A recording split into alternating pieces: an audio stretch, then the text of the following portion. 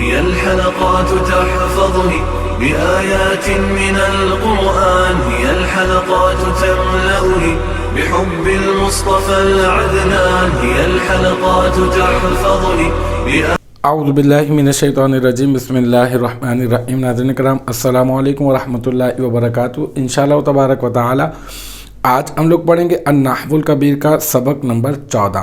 اس میں غیر متمکن کی اقسام۔ اب تک جو ہے وہ اس سبق میں ہم لوگ تقریباً جو ہے ہم لوگ اس کی 32 پارٹ جو ہے وہ پڑھ چکے ہیں۔ انشاءاللہ تبارک و تعالی آج جو ہے وہ ہمارا 33واں جو ہے وہ پارٹ ہوگا اس سبق کا۔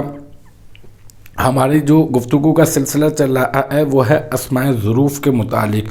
ہم نے اس کی ابتداءً 3 قسمیں بنائی تھیں، ظروف زمانیہ، ظروف مکانیہ اور ظروف زمانیہ و مکانیہ۔ پھر ظروف زمانیہ کے اوپر ہم نے گفتگو کرنے کا سلسلہ شروع کیا تھا، اور پھر میں نے آپ کو ظروف زمانیہ کی میں نے آپ کو تعریف میں نے آپ کو بتائی، کتنے ہوتے ہیں، کون کون سے ہوتے ہیں، الحمدللہ یہ بھی میں نے آپ کو بتا دیا ہے۔ پھر باقاعدہ طور پر میں نے یہ کہا تھا کہ ایک ایک کے استعمال کے اوپر انشاءاللہ تعالی ہم لوگ بات کریں گے، اور اس میں سے ہم لوگ از اور اذا اور متا، یہ 3 جو ہے وہ ہم لوگ پڑھ چکے ہیں۔ اور آج انشاءاللہ تبارک و تعالی ہم لوگ پڑھیں گے کیفا کا استعمال۔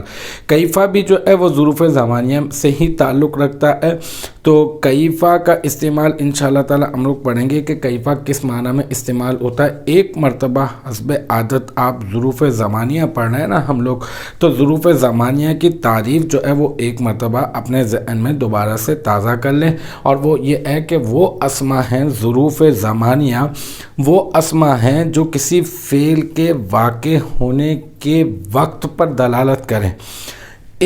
اس کے بارے میں ہم لوگ پڑھ چکے، اذا، متا، اس کے بارے میں ہم لوگ پڑھ چکے۔ انشاءاللہ تعالی آج ہم لوگ پڑھیں گے کیفا کے بارے میں۔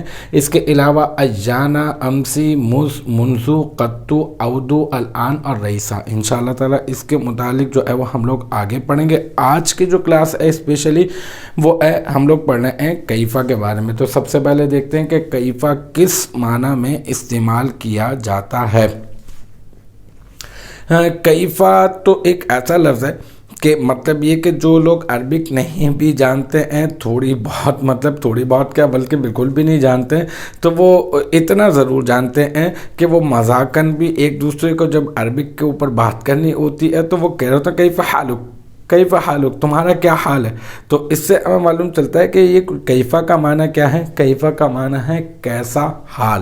تو یہ حال دریافت کرنے کے لیے جو ہے وہ استعمال کیا جاتا ہے۔ تو یہ اس میں استفہام ہے، یعنی ایک سوالیہ ایک اسم ہے، اور یہ کس سوال کے لیے استعمال کیا جاتا ہے؟ یہ اس سوال کے لیے استعمال کیا جاتا ہے جیسے کسی کی حالت معلوم کرنی ہو، طبیعت معلوم کرنی ہو، تو ہم لوگ بولتے ہیں نا کیفا حالک، تم کیسے ہو، تمہاری کیسی طبیعت ہے، تمہاری کیسی حالت ہے، تو اس کے لیے جو ہے وہ یہ استعمال کیا جاتا ہے۔ تو بس اس کے لیے اتنا ہی یاد رکھ لیں۔ یہ آپ کے پاس یہ جملہ بنا ہوا نظر آ رہا ہے، یہ کیفا حالک، ٹھیک ہے۔ تو اب جو ہے وہ یہاں پر یہ کیفا حالک کا تیرا حال کیسا ہے، بس اس کو اتنا ہی آپ جو ہے یاد رکھ لیں۔ جب اس کا باقاعدہ طور پہ استعمال آئے گا تو اس کی ترکیب کے اوپر بھی انشاءاللہ تعالیٰ پھر اس وقت ہی ہم لوگ گفتگو کر لیں گے۔ باقاعدہ طور پر ترکیب کی بھی ہماری جو ہے وہ کلاسز چل رہی ہیں، تو اس میں جو اسماء استفہام کی جو تراکیب ہیں انشاءاللہ تعالیٰ اس وقت میں ہم اس کے اوپر مزید جو ہے وہ بات کریں گے۔ تو امید ہے کہ یہاں تک کی جو بات ہے وہ آپ کی سمجھ میں آ گئی ہوگی۔ انشاءاللہ تبارک و تعالی نیکسٹ ٹائم اگلی ویڈیو اگلی کلاس کے ساتھ ملاقات ہوگی۔ جب تک آپ اپنا بہت خیال رکھیے گا۔ وآخر دعوانا ان الحمدللہ رب العالمین۔